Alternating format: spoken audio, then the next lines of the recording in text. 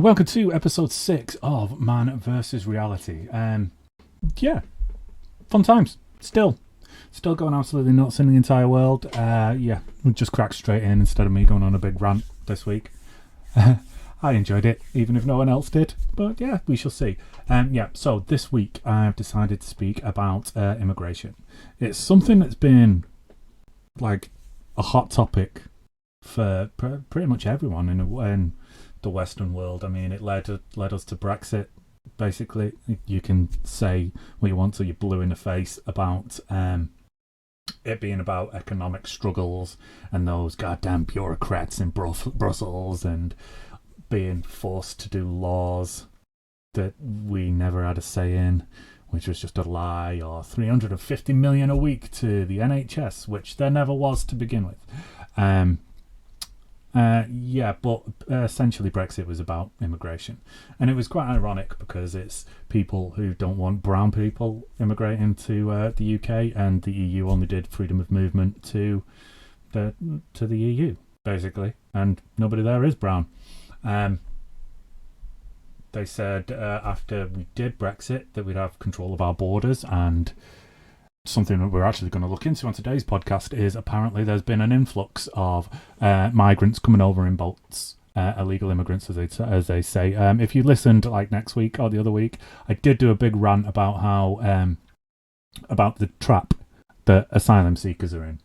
I'm going to look into that, see if I'm speaking any sense. So just in case you didn't, what I was saying was everybody complains about illegal immigrants coming to this country in small boats illegally, but it's part of the asylum seekers trap that this government, who doesn't want them here, has cleverly set up. So basically, it's illegal to travel outside your country of origin or whatever country you're a citizen in without a valid passport. Those passports are issued to you by the country that you're a citizen of. If you're being oppressed by the country that you're a citizen of, they either won't issue you a passport or they will make your passport invalid, meaning that any travel you do outside your country of citizenship becomes illegal. So you've got no choice but to stay there or to travel illegally because you've got no legal documents in order to get you over to different borders. Asylum rules in the UK say that you can only apply for asylum in the United Kingdom if you are in the United Kingdom already. That means that if you want to claim asylum in the United Kingdom, you have to travel here illegally in order to claim asylum. Now, anybody with half a brain will tell you that this immigration problem that people are complaining about so much, all these little boats coming across the channel and people washing up when these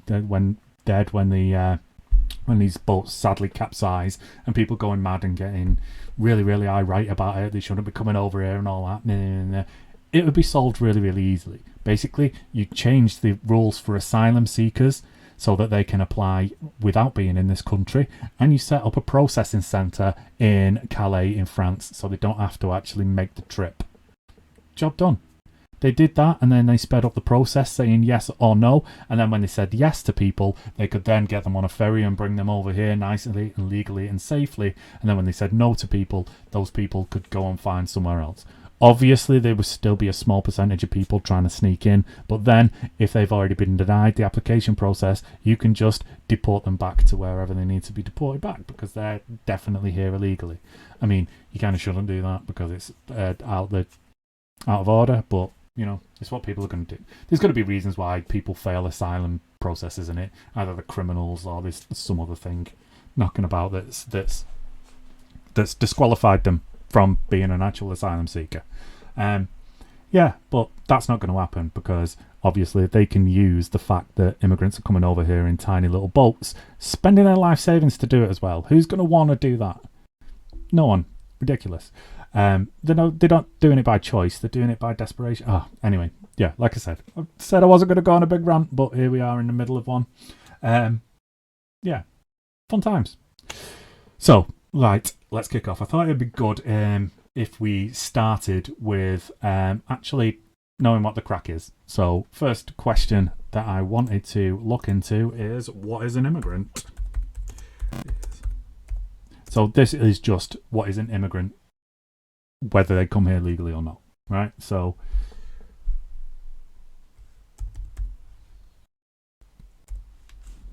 it starts with an I, obviously. There we go. What is an immigrant? Okay, so this first one has come up from the Oxford English Dictionary. Immigrant, a person who comes to live permanently in a foreign country. Oh, wow, man, that's disgusting, isn't it? So look, so like, if you're familiar with dictionaries, pretty sure everybody is familiar with dictionaries. They've bastards. So what they do is they give a meaning for the word. Okay, so this immigrant, it says it's a noun. Thanks very much. They've given a meaning for the word, which is a person who comes to live permanently in a foreign country. But then they also use that word in a sentence. The sentence they have chosen is, they found it difficult to expel illegal immigrants. It doesn't say anything about illegal immigrants. I'm not even asked about that. I'm just asked what an immigrant was. You don't need to be going in that hard on them already. Jesus Christ, that's just ridiculous. Right, so now we know what an immigrant is. A person who comes to live permanently in a foreign country. So if you just go for a holiday, you're just a tourist, and then if you decide that you want to live and work there, then you are you're an immigrant. Simple, right? So then, what is an illegal immigrant?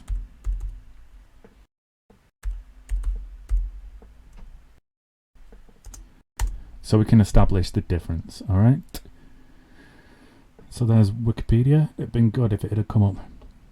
Oh, see, now look, here's the rival dictionary. So this is the dictionary of Cambridge.org. A legal immigrant, someone who lives or works in another country when they do not have a legal right to do so. Makes sense, right? Okay, so we've got another one here, which is the next one that I wanted to have a look at, which is asylum seeker. So to see what the difference is between illegal immigrants and asylum seekers. Obviously, an asylum seeker has got no way to travel other than to be an illegal immigrant because they're being persecuted in the land where they come from. So they have come to your country to seek asylum. But an illegal immigrant doesn't have to be being persecuted. They could have just snuck into any country that they wanted and started living and working there without legal rights to do so, which means they're not going to be paying any tax or anything along those lines. So they're basically living and working there illegally. Note, this term is considered offensive by most people. That's quite interesting. So we're getting very, very PC very, very early on. Use undocumented immigrant or undocumented person instead. Okay. So in order to avoid offending people who sneak into your country illegally, you should call them by a different name, which is always good fun. Right, so next one I wanted to have a look at was the meaning of asylum seeker. So we can go on this same website, I think, here. Click on the hyperlink on dictionary.cambridge.org. So first meaning came from the Oxford one, and now these two meanings have come from the Cambridge one. Anybody who knows anything about university politics will know that they're the two big universities in the UK, Oxford and Cambridge. They have a boat race. Right, so asylum seeker. Someone who leaves their own country, often for political reasons or because of war, and who travels to another country hoping that the government will protect them and allow them to live there. Genuine/bogus asylum seekers. Oh man. See, again, look, now these are more examples of it being used in a sentence. So, first example, genuine/bogus asylum seekers. And then the next one is a record numbers of asylum seekers arrived in the UK last month. Why would you use those two as examples unless you had a vested interest in triggering racists? It's just unreal, isn't it? They've just got no chance. Those are like official dictionary definitions of immigrants and asylum seekers that are both clearly anti-immigration and anti-asylum seekers. That's just a fucking dictionary. What are you supposed to do after that? Oh my god, it's absolutely nuts. Yeah. So, it's I'm genuinely like flabbergasted by that. An asylum seeker is somebody who has fled their own country and is applying to the government of another country for protection. An immigrant is somebody who just legally moves to a different country that they want to live and work in, and an illegal immigrant is somebody who goes to another country and illegally works and lives there without any papers or anything like that. So what's the difference then between an asylum seeker and a refugee? Because surely they're the same things. Although, I mean, aren't refugees... Well, let's have a look. But I think it's that refugees are displaced through, say, war or something like that. So they become homeless because their homes have been destroyed. What is a refugee? Refugee definition. So again, we are back to the Oxford Dictionary. Well, it just says dictionary, so I'm assuming this is going to be like the... it might just be the Google Dictionary. So I might have been talking crap before. Okay, so refugee.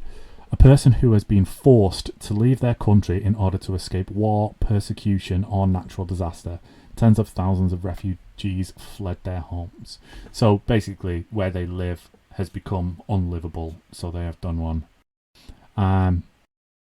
So that's kind of a neutral sentence, isn't it, that they've used as a thingy for once. So, I mean, it's a little bit nicer than the other ones that we've seen so far. Oh my god. That's absolutely amazing. Right, so now we've kind of established what they are and what they do. Let's have a look how many of them we get. So, what do we ask now? What percentage of the United Kingdom are immigrants? So this will be like legal immigrants. I wonder if it takes in. It might tell us. We'll have a look.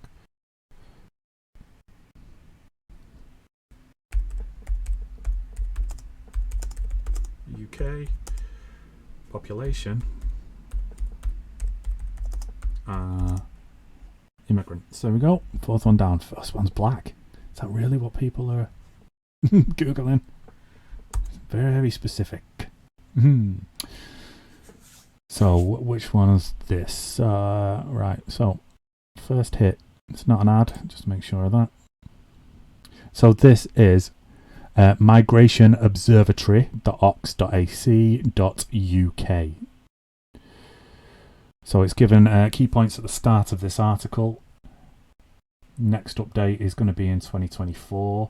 It's given the authors there. As it said when it was written, I don't think it's given us a date. Down to the bottom, see what the crack is down there. Acknowledgement for updating this briefing in 2022. Veronica Fajith, F-A-J-T-H, Fajith. For updating it in 2022. So it's been updated very recently, seeing as we're in 2022. Due to be updated August the 5th on 2024. So in 2021, people born outside the UK made up an estimated 14.4% of the UK's population, or 9.5 million. That's absolutely nothing, is it? But it does say people born outside of the UK, all right? So if you are an immigrant that's come here and you have your child here, then the child that's born here won't be counted in that, will it? Because they'd be British, obviously. And it wouldn't make sense if they were counted in that because they're not immigrants. But I imagine if the skin colour is different, then, oh my god. Okay, so compared to the UK born, migrants are more likely to be aged 26 to 64 and less likely to be children or people of retirement age. Okay, so people who come to this country in the most part are between 26 and 64. London has the largest number of migrants among all regions in the UK. About 3.346 million. Or 37% of the UK's total foreign-born population. Yeah, that's quite a lot, but still, that's 37% of 14.4%. That's not a lot. It's just over 3 million in a country of, let's check. Let's check so we know what we're talking about. So 9.5 million people are here who weren't born in the UK. So that means they're first generation migrants. UK population 2022.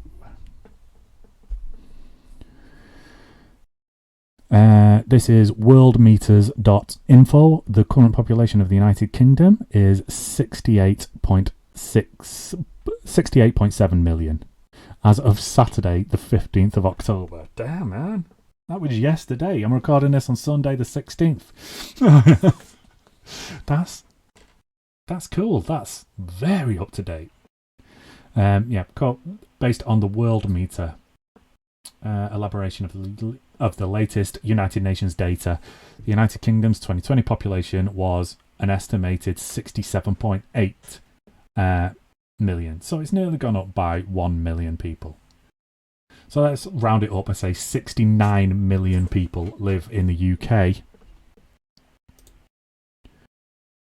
So there are 90. What did I just say? If I round it up to 69, means there are 59.5 million people who were born in the UK, compared with 9.5 million who weren't. Yeah, cool. So that percentage is absolutely nothing, is it? For immigrants actually coming here. I wonder, like I say, if that does include illegal immigrants and asylum seekers, but we shall see. Surely it should. In the year ending June 2021, India was once again the most common country of birth for migrants, over 896,000 in the UK. So again, doing Brexit wouldn't have affected that because India isn't in the European Union. And recently, one of the biggest things that the Tories have been patting themselves on the back of post-Brexit is an Indian trade deal that's going down, which is going to create billions and billions in trade back and forth. One of the massive things that India insisted on when it was doing this trade deal was to make it easier for Indian people to get visas to come and work in the UK, and obviously vice versa as well, if people from the UK want to go over there. But recently, the new Home Secretary has said that she doesn't want to do that, that she wants to stop and make it harder for people to come into this country, which is ridiculous because the job market is on its arse. Unemployment is at a really, really low rate, and there are still millions and millions of job vacancies. So we need foreign people to come in order to do these jobs. And she's saying she doesn't want foreign people to come in order to do these jobs. So there's literally no one to do them, and they ain't going to get done. So obviously, with her saying that she doesn't want as many migrants coming to the UK, India are looking at backing out of this trade deal that is like the biggest thing that they've set up post-Brexit. So, yeah, doing well, guys. Let's carry on. So it regained the top place from Poland. Also, now that is interesting. So obviously Poland being in Europe, I'm sure it's in the EU, right? Is Poland in the EU? It's most popular. Yeah, so from Wikipedia, first one, Poland, European Union, from European Union Europa, the EU. Yeah, cool. So the Wikipedia entry at the top says Poland has a population of over 38 million and is the 5th most popular member state of the European Union. Yeah, there we go. So it is in the EU. So doing Brexit has meant that less Polish people are coming here. Right? They were clearly the people that did everything. So, yeah, cool. After a number of Polish-born people left the UK, Poles still represented the biggest non-British nationality.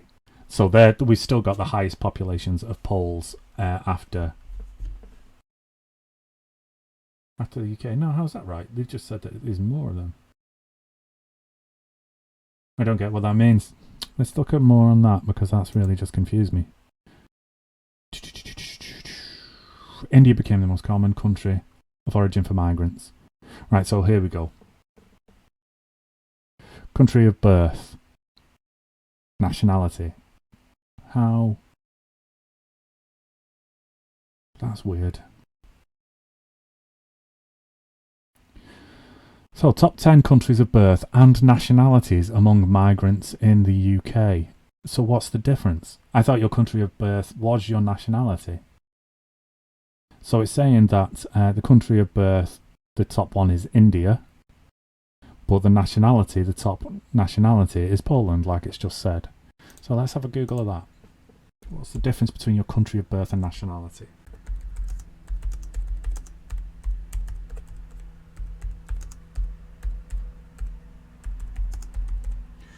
Country of birth.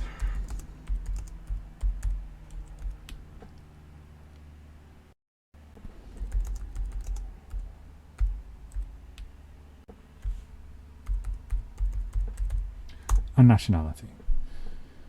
Yeah, showing results for all that was spelt right. I get it. Whatever.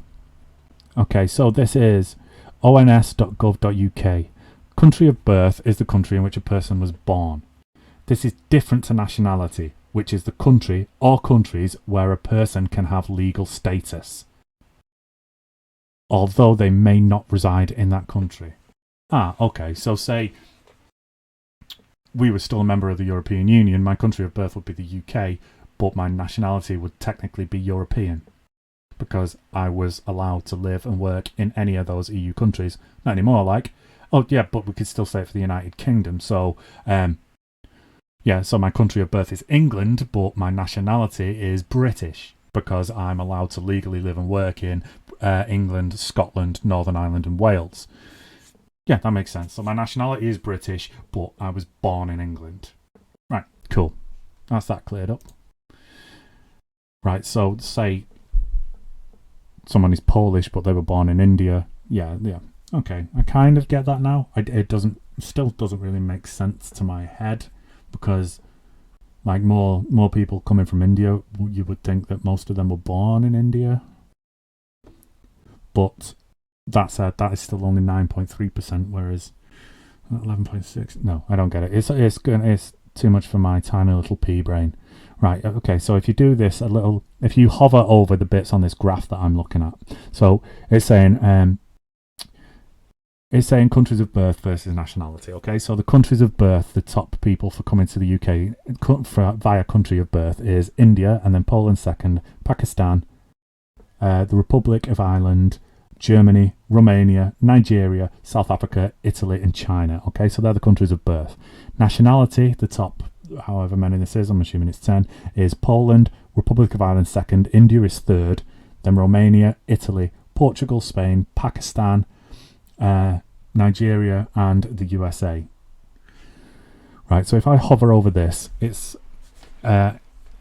a little graphic has popped up on top of this graph that I'm now hovering over. It says country of birth, India, percentage of foreign born, 9.3%. Residents in the UK, 896,000. So if I hover over the nationality of Poland, it says nationality Poland, percentage of non-UK nationals, 11.6%. Residents in the UK, 696,000. See, it still doesn't make sense. Yeah, whatever. Too much for my head. Not that I'm massively bothered about it. It's taken up a little bit too much time of my thing. Right, so we've basically found out what we wanted to find out. Immigrants make up 14.4% of the UK's population, or 9.5 million, in a country of around 69 million people.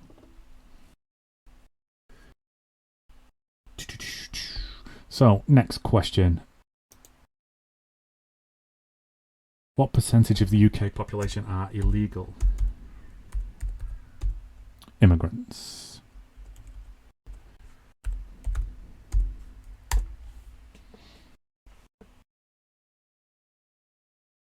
See, it's just come up with the same facts there. Irregular immigration in the UK. Right, let's have a look at this, see what this says. So I think this is from the same website that we've just been on. Yes, so this is migrationobservatory.ox.ac.uk. Irregular immigration irregular migration in the UK. This briefing examines irregular migration, also called illegal immigration, in the UK, including the difficulties in defining and measuring it, and evidence on its nature and scale. Next update comes in December of this year. Let's go down to the bottom again, see if it tells us when it was updated last. No, it doesn't. It gives us a lot of ONS 2009. So I mean it's due to be upgraded soon, but it doesn't. There are a lot. Oh, Jesus.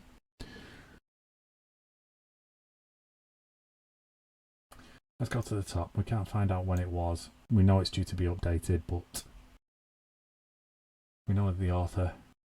It's Peter Walsh. Okay, so there is no legal nor broadly accepted definition of an illegal migrant, though the term is most commonly used to refer to people who are in the UK without a legal right to be so.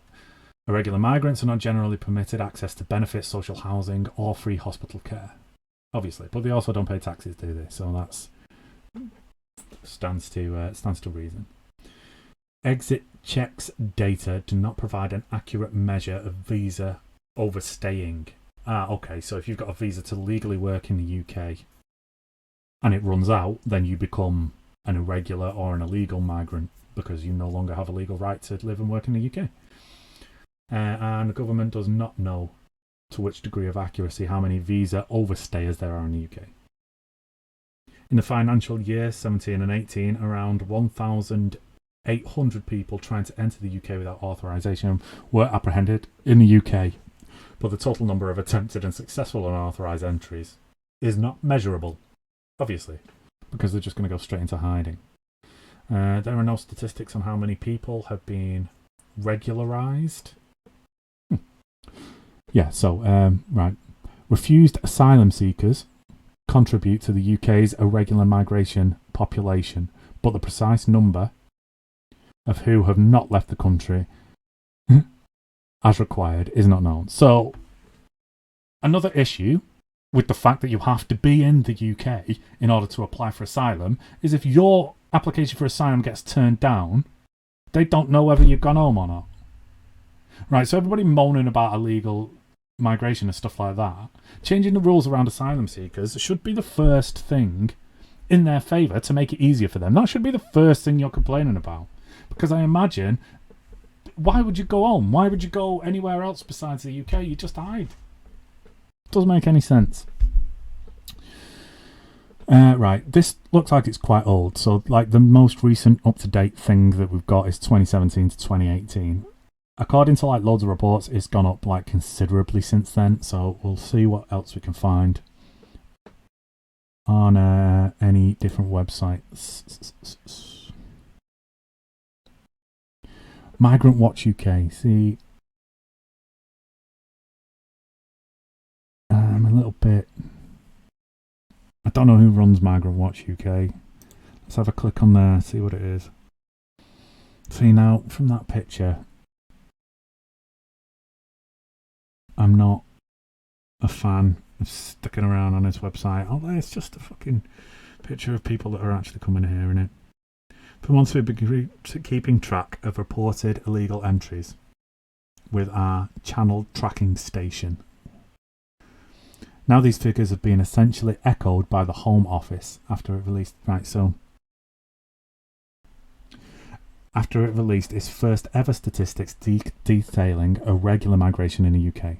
Right, so let's get off this seemingly racist ass website. I don't know whether it is or not. It's just me making assumptions based on the big picture of lots of migrants we assume sat in a dinghy in what we assume is the channel, but we don't know any of that, do we? So here we go. Here's the official government page from gov.uk. Irregular migration to the UK year ending 2021, published in February 2022. About the statistics. Introduction. how many migrants were detected arriving in the UK via small boats? So this is the thing that people go absolutely friggin' nuts about. There were 28,526 people detected arriving in small boats in 2021. This compares with 8,466 in 2020, 1,843 in 2019, and 299 in 2018. Why has it gone up so much? It's quite interesting, isn't it? So, like, obviously we Brexited. When did Brexit actually happen? So when did Brexit come into effect? I'm pretty sure it was 21. When did the UK leave the EU? I think it was the start of 2021.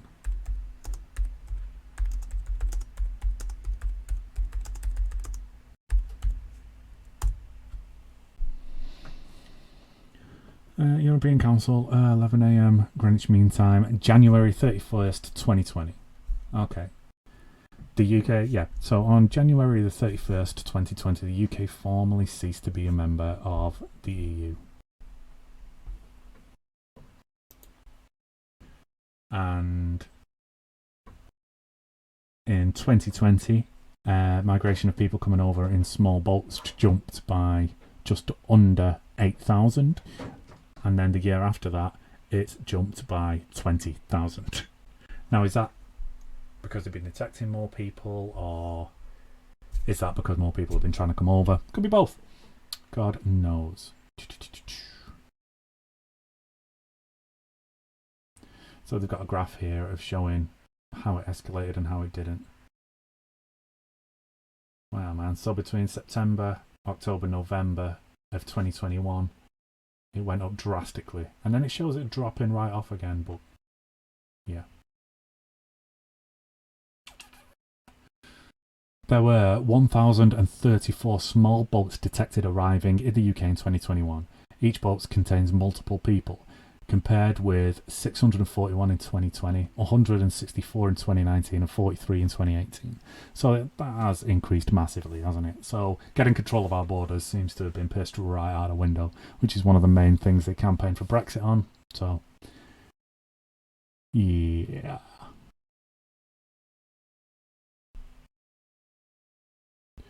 Right, so that's pretty much what we needed to know from there. But I mean, it's not a grand total of how many are in the country, but I wonder if it carries on to tell you. Let's have a look at the titles of some of these different places.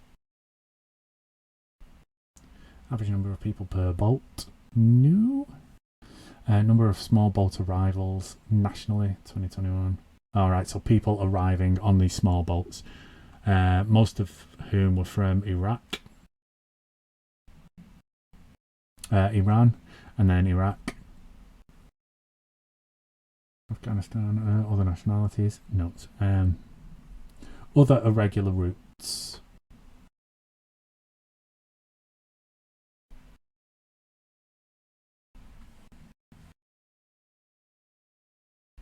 Arrivals by small boats recorded detected in the UK.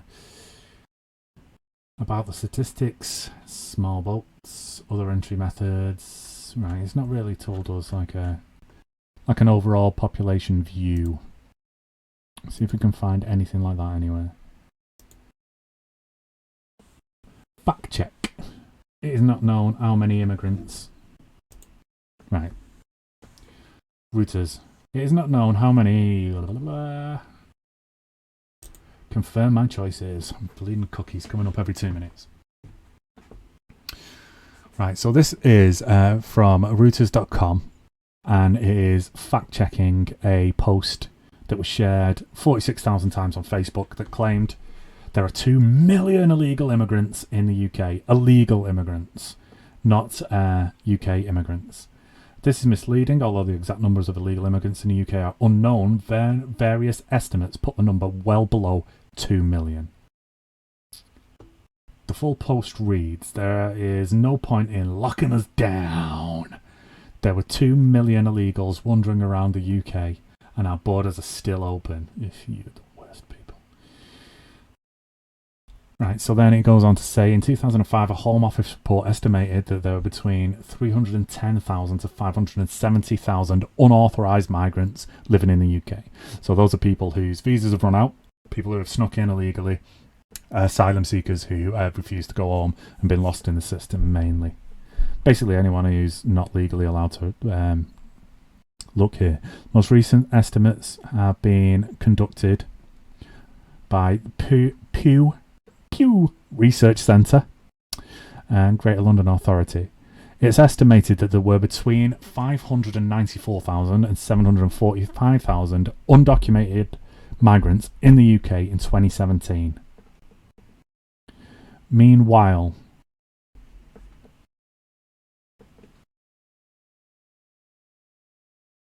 so I think that might have been just for Greater London. Meanwhile, the Pew Research Centre estimated that there were between 800,000 and 1.2 million unauthorised immigrants in Britain in 2017, down from 900,000 the previous to 1.3 thousand the previous year.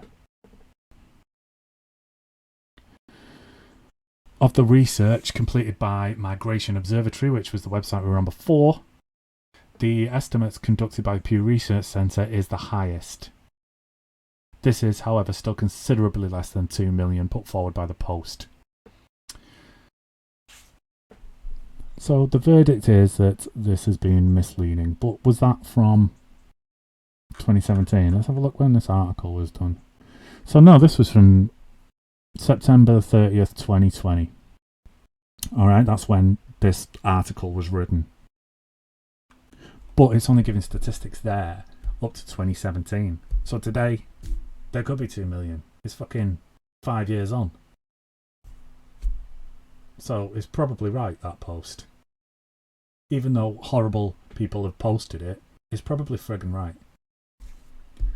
The exact number of this is their verdict that they've come to in this article, alright? So it's misleading. This post is misleading. Exact number of illegal immigrants in the UK is not known. However, the most recent studies estimate between 594,000 and 745, or between 800,000 and 1.2 million respectively. And then you can go on to read more about Reuters fact checking. But that's like most recent estimates there it's saying were in 2017, so that's no help to us, is it? It's been 5 years of more migrants since then. Oh, excuse me.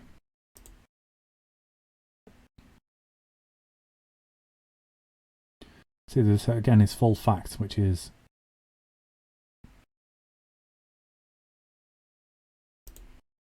right. Oh, that's a PDF that's just download. Stupid bastard thing. Yeah, don't want that. Oh dear. Oh, excuse me. Sorry about that. That snuck up on me from nowhere. Migration statistics. House of Commons Library. So this is the Commons Library.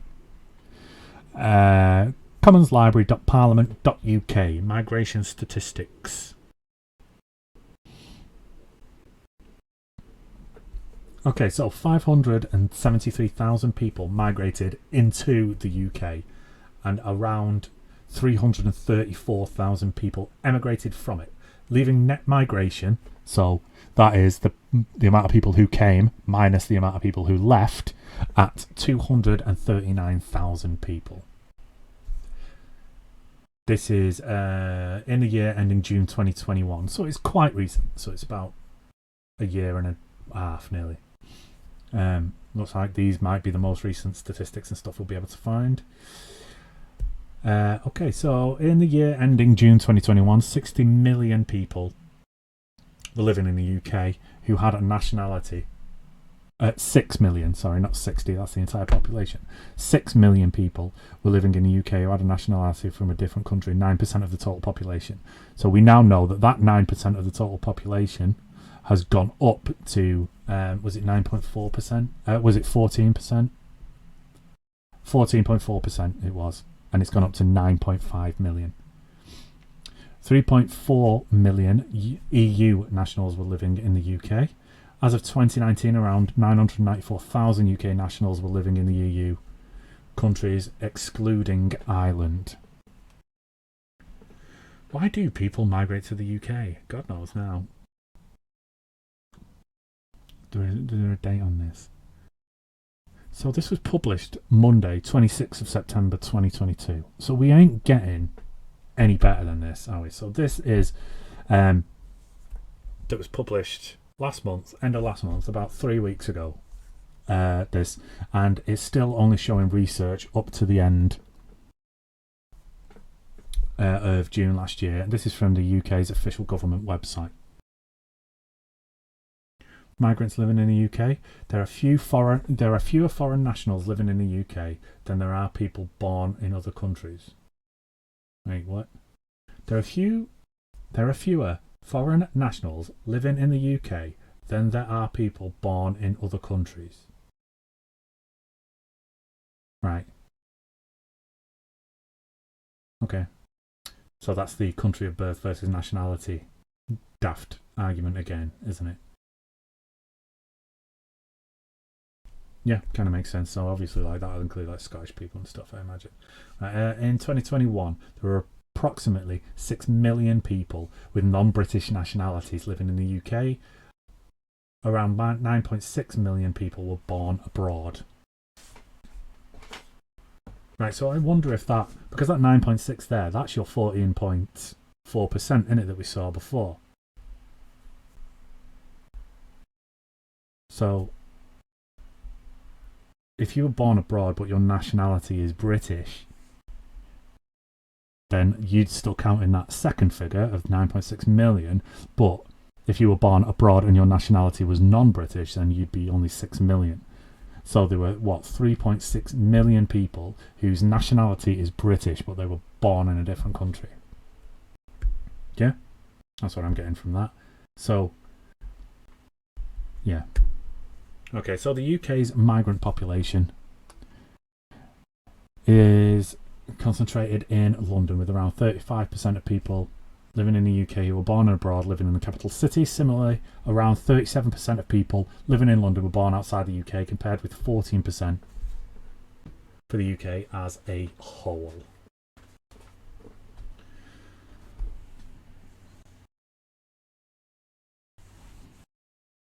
Definitions of a migrant. Okay, so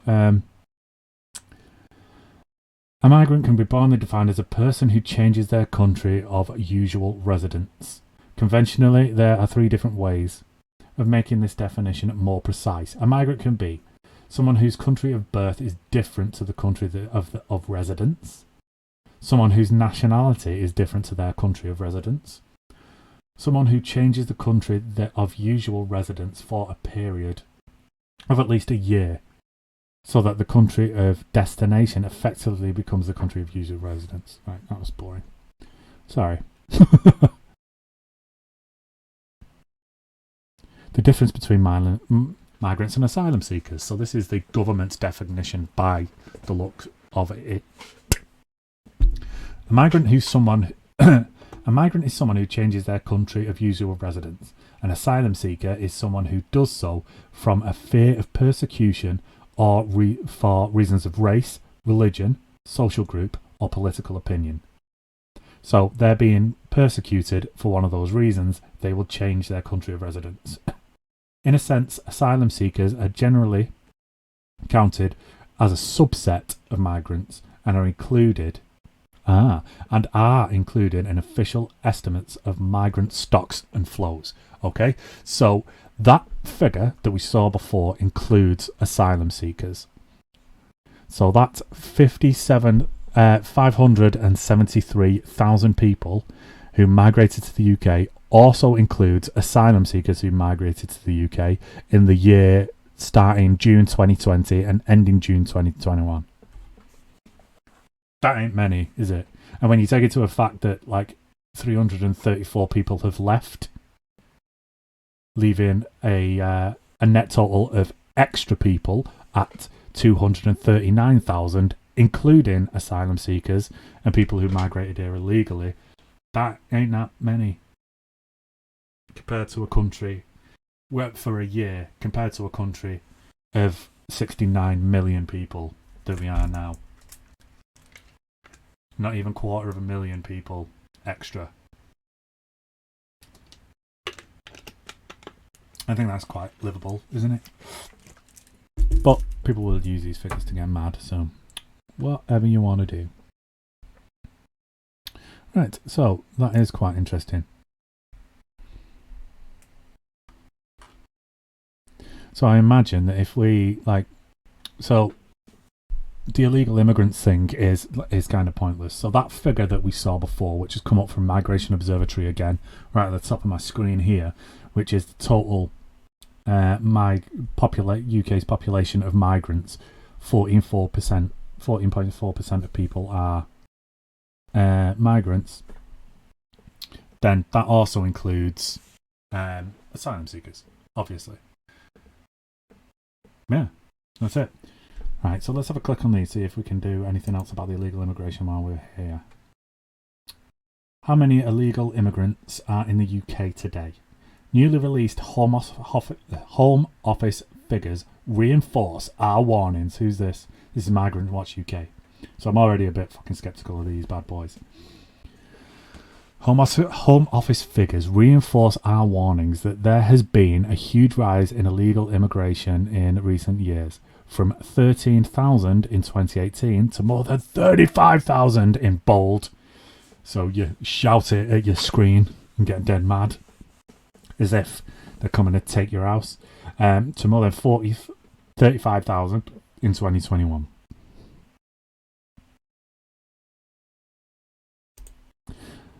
How many illegal migrants came to the UK in 2020? Right, so that's the gov.com. That is what we were reading before. It was like a lot. There's been like 28,000 in 2021, hasn't there? So, how many immigrants are in the UK in 2020? So this is getting on to, again, Migrant Watch UK. There are 122,266 decisions on applications for settlement in the UK in the year ending June 2022. 29% more than in 2019. But that's 2 years ago. 3 years ago. Of these, 120,770, 99%, will result in a grant. There were 194,000 grants of British citizenship in the year ending June 2022, 22% more than in 2019. So they're allowed to be British citizens now. Why are you getting offended by that? Why are you getting mad at that? They're allowed to be here. 99% of them have been made okay. So they clearly weren't illegal immigrants. They just didn't have the required documentation at the time. You pricks. Till I get a little bit wound up about it. But it's my hippie side coming out again. I don't think there should be any borders anywhere. We should just be able to live and work wherever we want. Who gives a shit? Racists. That's who gives a shit. And xenophobes, because that's kind of different, isn't it? A xenophobe is basically a racist against the people who have got the same skin colour as them. So, even more stupids. I mean, being racist is stupid, but being racist against your own race, just because you come from a different country, is like double stupid, right? Okay, so where are we at right now?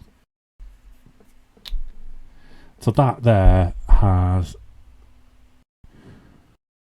what we've just read out from Migrant Watch. I need to stop giving them any credit. What we just read out there from Migrant Watch is going to be the amount of applications for asylum in it. But let's just Google that, see if we can find anywhere better. Applications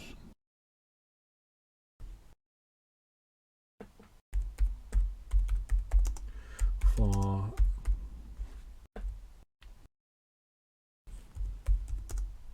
UK 2022.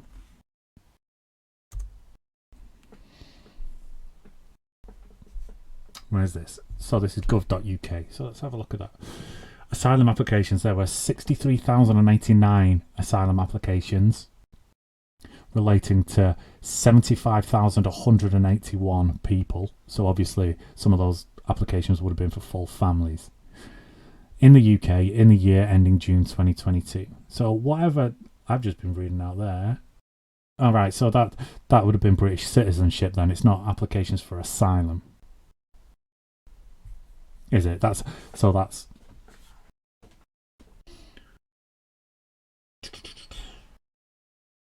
right. So let's have a look at this. How many people do we grant asylum protection to? So this is the official government website. This is gov.uk. Is an internal quality assurance exercise.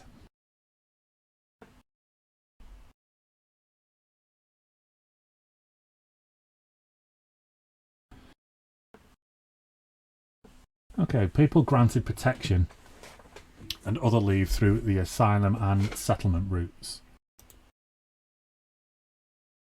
The UK offered protection in the form of asylum, humanitarian protection, alternate forms of leave and residence to 15,684 people, including their dependents, in the year ending June 2022.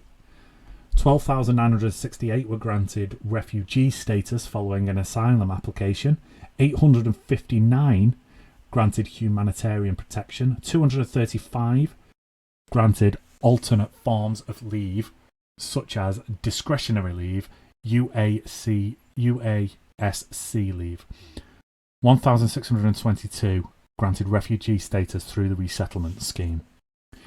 An additional 5,290 parents and children of refugees living in the UK were granted entry to the UK through the family reunion visas, 29% fewer than the number in 2019. The year prior to the pandemic. So that is a grand total of 21,000, just under 21,000 people were allowed to come to the UK under the asylum, including people, 5,000 people who had family already here, and another 15,500 people who came in just off their own back. So compared with how many actually applied for asylum, that's how many people were granted it within a year. So like even in a country with a population as big as ours, like 63,000 extra people is nothing, is it? It's not. It has no numbers whatsoever. So these are people who actually claimed asylum who would have come over illegally. That's no numbers. It's not even like anywhere near 500,000 to make it 500,000. It's not even near 250,000. It's not even 100,000. So it's no numbers whatsoever. So why not just let them all in? We need more. But anyway, it's not what it's about, is it? So 63,000 people applied. 20,000 of those people were let in. No, there were 63,000 applications. There were 75,000 people involved in those applications, and only 20,000 people were let in. So either the other 55,000 people are still in the application process, or they've been told no and assumedly have either been deported or slipped through the cracks or whatever happens. Yeah, that's kind of scary. It's just letting all those people slip through the cracks and do whatever. Like, I don't understand why it takes so long for the asylum process to be processed. Surely it's in their interest to get them through the system as quickly as possible, and they can get a job and start earning money instead of us having to pay for them for longer. But then again, less people would be annoyed if they became actual valid citizens on it. Right, so last thing I wanted to have a look at is, does migration do immigrants affect public services in a big way, because we're led to believe that we should be having less people here from other countries because you can't get primary school places anywhere. There's no doctors that are available because there are too many migrants holding it up and all that kind of thing. So basically, are they here to steal our jobs and our unemployment benefit both at the same time? Now, we've seen if you're an illegal immigrant or a migrant, you can't apply for benefits or anything along those lines. So they can't be stealing our benefits. They also can't work legally. So if they're working illegally, then it's not their fault. It's the fault of the bosses that might be British or they might be other immigrants or whatever. But there's got to be somewhere in order to create that work that becomes like legal. Somebody is paying them money and they shouldn't be, because they can't work legally because they're not legally allowed to be in the UK. So they can't claim benefits if they're an illegal immigrant, and they can't work legally. So how they can steal your job, if you've got a legal job in the UK, they can't. How they can take benefits, they can't. They're not even allowed to go to like public school or to use the NHS or anything like that. So you getting annoyed about them using benefits when they actually can't is, exercising futility. But what about legal ones? Does immigration have an effect on access to public services? There you go, public services. Booyah! So this is fullfact.org. Again, this is the very top result that's come up. We've done quite well on the first pages of these. We've not seen any ads or anything along those lines. So happily, no one is a big enough piece of crap to try and advertise something along those lines. Right, so the first one is full facts. We'll have a click on this and a quick look at this again in a minute. Migrant contribution to the provisions of public services in two main ways: by paying taxes that contribute to... Right, cool. So it'll be interesting to see if them paying taxes offsets how much they actually take out. But anyway, so these are the questions. People also asked section on this Google page. How does immigration affect the NHS? Free access to other types of NHS provider hospital care depends on immigration status. There are slight differences in the rules between England, Scotland and Wales, but in general, people can receive NHS hospital treatment without charge if they qualify as ordinarily resident in the UK. Negative impacts are... What are negative impacts of immigration? However, so this is from economichealth.org. However, immigration is also controversial. It is argued immigration can cause issues of overcrowding, congestion, extra pressure on public services. There is also a debate about whether immigration of unskilled workers leads to downward pressure on wages and even unemployment of native workers. So are they over there taking our jobs? Have unskilled workers, labourers and stuff like that coming into the job market meant a stagnation of wages? What are the main consequences of immigration? Labour supply, Immigration affects the labour supply, so the amount of jobs, as it increases the pool of workers in certain sectors of the economy, which is we're suffering from now, is the opposite of that, because they've all gone home. At the same time, immigration is likely to increase the demand for labour as migrants expand consumer demand for certain goods and services. Okay, so there are more people here that need catering for, so more jobs are needed to be created in order to cater for them people. So migration actually creates jobs as well as takes jobs up. And then there's the increase in taxes and all that kind of shit. Let's see if it says that in this first article. So let's jump straight to it. So this is fullfact.org on immigration. Second, migrants contribute... Let's see what is highlighted here directly for us. Migrants contribute to the provision of public services in two main ways: by paying taxes that contribute to funding of these services and as workers involved in their provision. So in other words, people who come from abroad and work in the NHS helping the NHS. Okay. Studies on the net fiscal impact of migration have generally found that overall the foreign-born make national and local tax contributions that are roughly comparable to the cost of the services and benefits they receive. So they're basically paying for themselves. So legal migrants coming over here and working are putting enough in via taxes to cover what they take out via public services. So the argument that they're stealing stuff is bullshit. Some public services rely heavily on migrant workers. Foreign-born people are overrepresented in social care, so people looking after your nanas and granddads and disabled relatives, and NHS NHS medical workforce, for example. However, it is not possible to quantify the impact of this workforce on the availability and cost of these services because there are a very large number of assumptions that will be required. That's quite an interesting one, isn't it?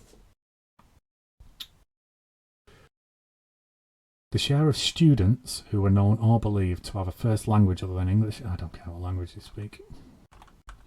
Not anyone. Right, so let's go to the top of this article. So it's given us some key points here, it looks like, for us to read through. Damn, this is an old one. Shit. 6th of May 2015. This is.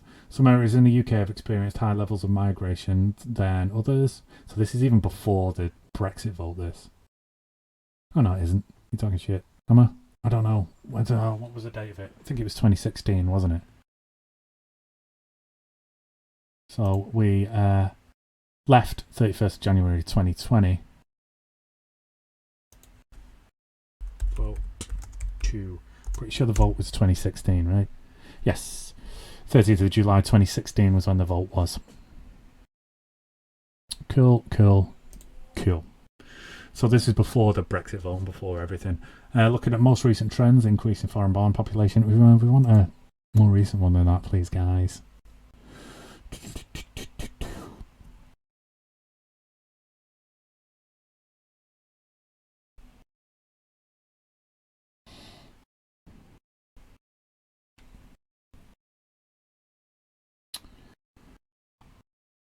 So this is, let's have a look. Health Foundation.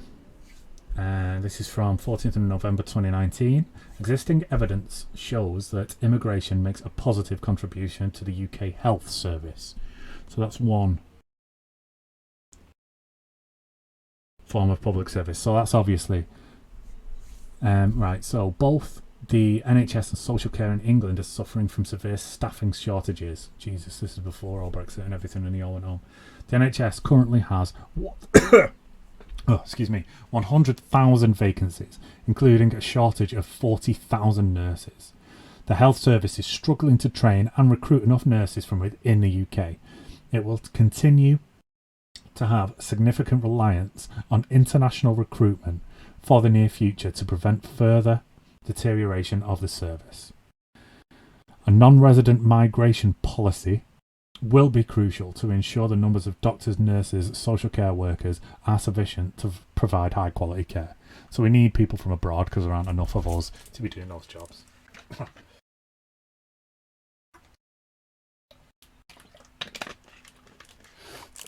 Yeah, so that makes sense. So basically we need foreigners, we need migrants to help with the NHS, and from what we've seen so far, evidence has shown that they contribute more to the UK health services due to the fact that a lot of them work in it and they pay taxes enough to offset whatever benefits that other migrants might be claiming. I really want to find a more... Right, so here's from the BBC. This should be quite interesting.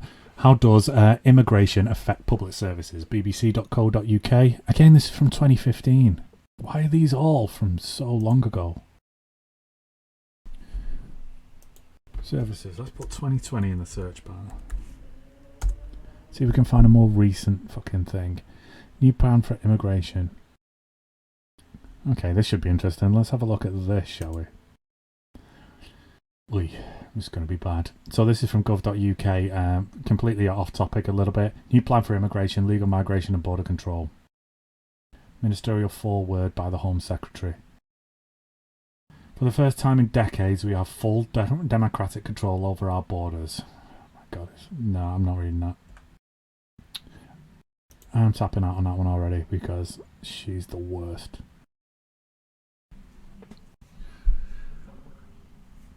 Oh, excuse me. Right, here we go. Here, this should be quite interesting. So this is from the Migration Observatory, what we were on before. This is fiscal impact of immigration in the UK. So again, we've got some key points.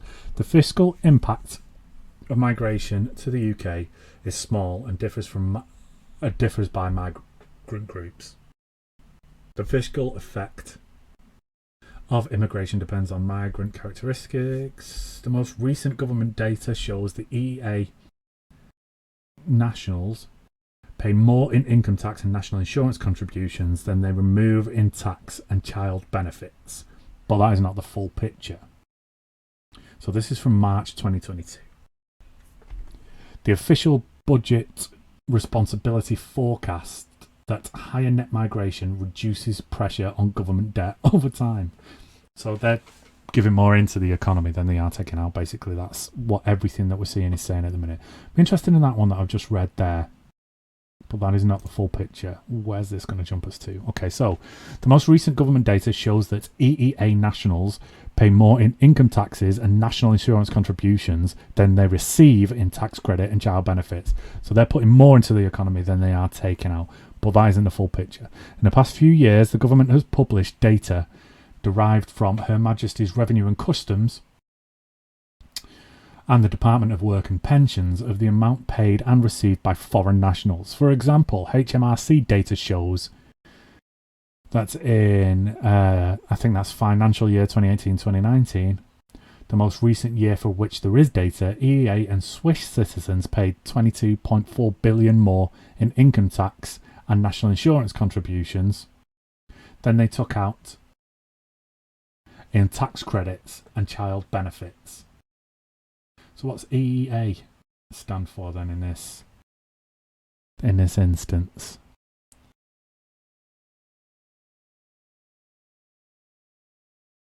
So that's like 20 paid more in income tax and national insurance contributions than they took out in tax credits. HMRC 2022, non-EEA and non-Swiss citizens. So this, right, so I'm assuming EEA is like from the European Union, right? I'm going to have a check of that in a minute. So, right, let's have a check of that now before I continue reading and just get myself in a right muddle. What does EEA stand for?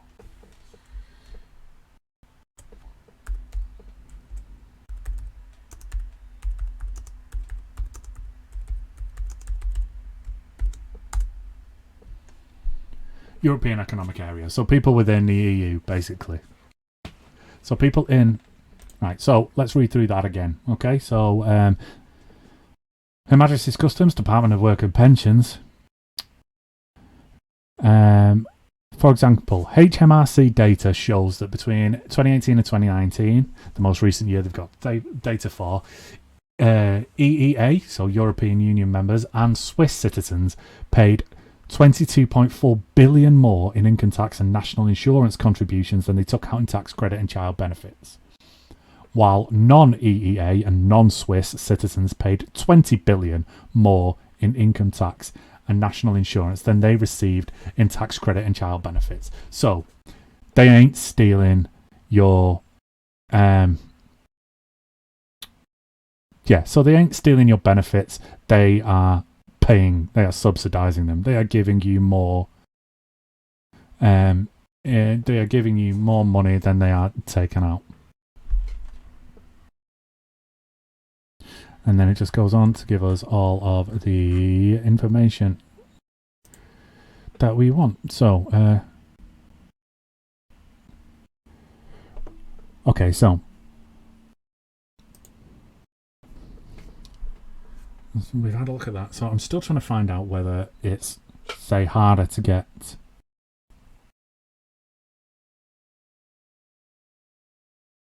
school places and shit like that. Does immigration have an effect on access to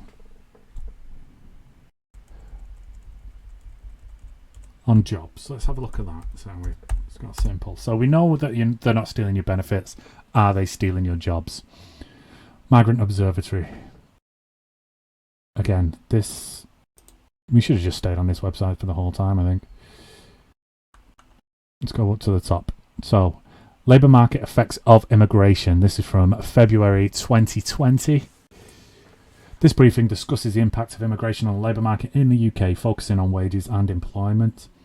The impacts of immigration on wages and employment of existing workers depends on factors such as whether migrants are skilled or unskilled. Research shows a very small impact of overall immigration on employment and unemployment of UK-born workers. So it doesn't affect whether you can get a job or not. Read that again. Research shows a very small impact of overall immigration on the employment and unemployment of UK-born workers, though this effect is stronger among those with lower levels of education. So the less educated you are, the less types of jobs you can go for. In other words, like menial workers are going to be affected more because immigrants can do menial work easier than they can get into higher paid, more educated jobs. Okay. Research suggests that immigration has small impacts on average wages of UK workers, but that the impacts are not evenly distributed. Low-wage workers are more likely to lose, while medium and high-paid workers are more likely to gain from immigration. That's quite interesting. Theory does not predict exactly what the labour market effects of immigration will be. Immigration affects the labour supply, as it increases the pool of workers in certain sectors of the economy. At the same time, immigration is likely to increase the demand for labour, as migrants expand consumer demand for certain goods and services. Research shows a small impact overall immigration on the employment. A number of studies have examined whether immigration leads to higher unemployment or inactivity among existing workers, have found either small or no effects. Reviewing the results of 12 studies conducted between 2003 and 2018, the Migratory Advisory Committee drew 3 conclusions. First, that immigration has little or no impact on average employment or unemployment of existing workers. Second, that where an impact is found, it tends to be concentrated among certain groups, i.e. a negative effect on those with lower education, a positive effect for those with higher levels of education. And third, the impact may depend on the economic cycle. Some, though not all, studies have found adverse effects on employment or unemployment, specifically during downturns. So if you're in a downturn, then you're looking for cheaper workers, I imagine.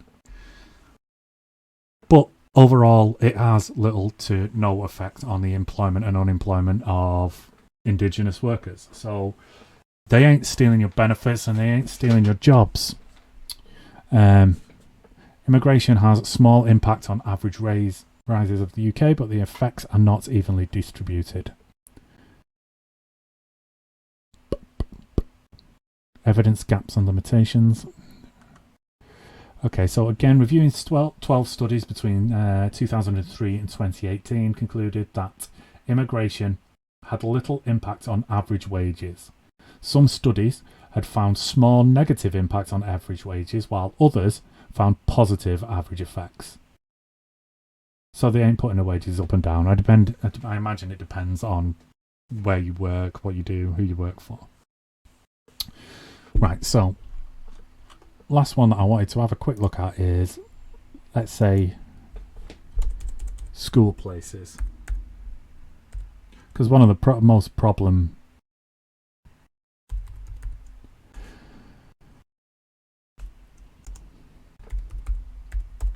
So one of the biggest problems that you hear them talking about is, I can't find a school. Here we go. So there we go. First one. Can't find a school place for my kid. Yeah, because there's too many migrants here. So again, this has gone all the way back to 2015. Okay, Mail reports that immigration is fueling a primary school shortage from Daily Mail. A shortage in school places, basically.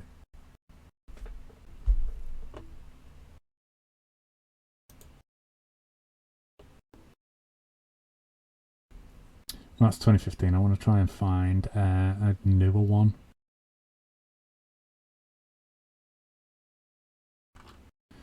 Right, let's refine this search a little bit. Is it harder to find a school place in somewhere higher migration?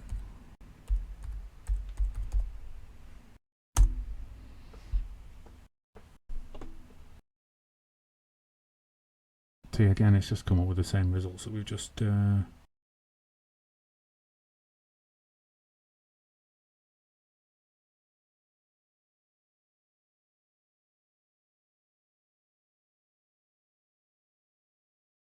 international migration in the sector. Right, so this is Office for National Statistics. So these guys are the guys who do all the statistics for the nation, basically. They're the ONS. So ons.gov.uk. Census 2021, I think. Right, so what does the current international migration in the education sector? Whether it be the number of children requiring school places, the attainment of pupils, or the number of teaching and support staff, the impact and contribution of international migration on the education sector is a topic of high public interest. Explore what the current evidence shows for your local area using our interactive tools. Ooh, that's quite a nice one. So this is from 2019. School place demand. Here we go. English as an additional language. Staff. People proficiency. Next step. Right, so let's go to school place demand. The main driver of changes in the demand for school places is the number of children being born rather than recent international migration. So how many kids you're having affects it more than people coming into the country. The demand for school places is influenced by many factors. Data published by the Department of Education and the Office of National Statistics shows that at the national level, pupil numbers have fluctuated over the past 16 years, with births being the main driver of change rather than recent international migration children. However, international migration affects the number of births. Ooh, that's interesting. And births of non-EU born mothers have increased over the last 20 years. That is quite interesting. Nice. So basically what it's saying there is over the last 16 years, the main driver of the increased want for school places has been how many kids are being born rather than how many kids are being brought into the country. So there we go. I think that's pretty much answered all of our questions on immigrants and stuff like that. Yeah, there are quite a few asylum. Oh, right.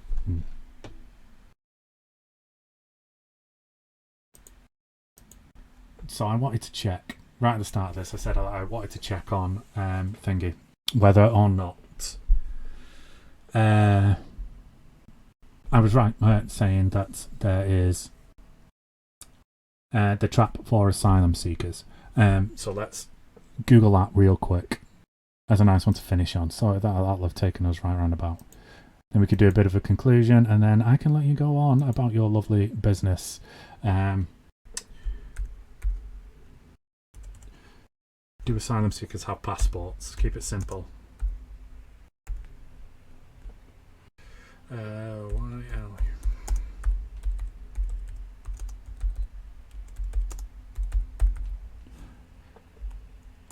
Have passports. Refugees are likely unable to obtain passports from their states of nationality. from which they have sought asylum and therefore need travel documents, so they might engage in international travel. Simple as that. So, should we have a look at how entering the UK to claim asylum? Right to remain. Refugee Convention says that asylum seekers should not be punished if they have good reason for using false passports. Nice. That is from it's from righttoremain.org, a guide to UK immigration and asylum seekers. A new law called the Nationality and Borders Act 2022 has recently come into force. The Act has brought about significant changes to the UK asylum and immigration system. We're in the process of updating our toolkit to reflect the developments. For now, please be aware, information on this page may be out of date. Right, so stuff is changing. Illegal entry. Under Section 40 of the Nationality and Borders Act 2022, it is illegal for a person to arrive in the UK without a visa. As there is no such thing as an asylum visa, this law will apply to almost all asylum seekers entering the UK. From the 28th of July 2022 onwards, anybody who enters the UK without a visa or claims asylum will be breaking the law. So, it's illegal for asylum seekers to come to the country and impossible for asylum seekers to claim asylum without being in the country. That's quite a beautiful little trap that they've got going there. And all they're doing is using it to make you mad. That's it. Absolutely amazing. The offence carries a maximum sentence of 4 years. 5 years for people who re-enter the UK or breach a deportation order. That is fucking funny. Though, right? If you enter the UK illegally, we're going to put you in prison in the UK for 4 years. We're not going to deport you. We're going to make you stay here for 4 years in jail. The government has said that prosecutions will target people re-entering the UK. As a failed asylum seeker, will also target people.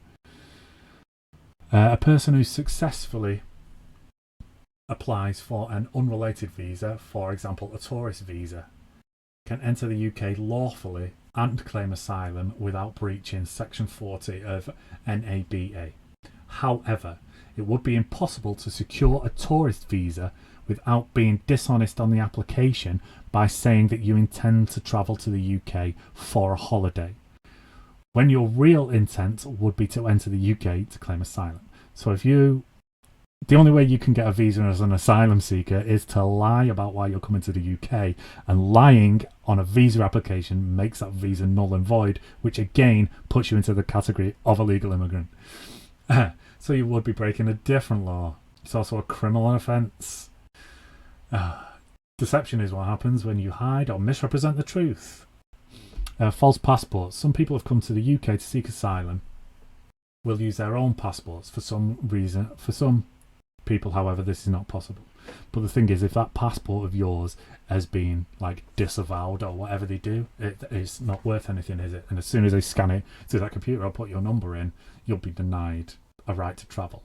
It's a criminal offence to knowingly enter the UK using a false passport. However, some people have no option. This might be because they do not have a passport and ask for one. And to ask for one will put them in danger, which is the point that I was making. It's a beautiful trap that they've got. Or if they will have their... if they do have their own passport, using it might put them in danger, because if they put in their passport number and the country of origin that's looking for them that they are running away from, it comes up on their friggin' computer, they'll be able to find them. It's gross, isn't it?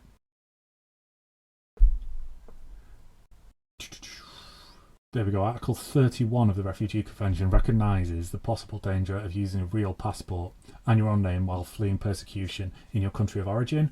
The Refugee Convention says that asylum seekers should not be punished if they have a good reason for using a false passport. 31 principle is written. Section 31 means you may have a not guilty defence if you're charged with a document offence and can prove you have come to the UK to claim asylum, blah, blah, blah, blah. Yeah, cool. So basically, if they use a false passport to get into the UK rather than travelling here on a local boat, they're doing something that's illegal, but they should be able to get away with it because they might not have any other choice. So what I was saying at the start of it, that they've got them in a really nice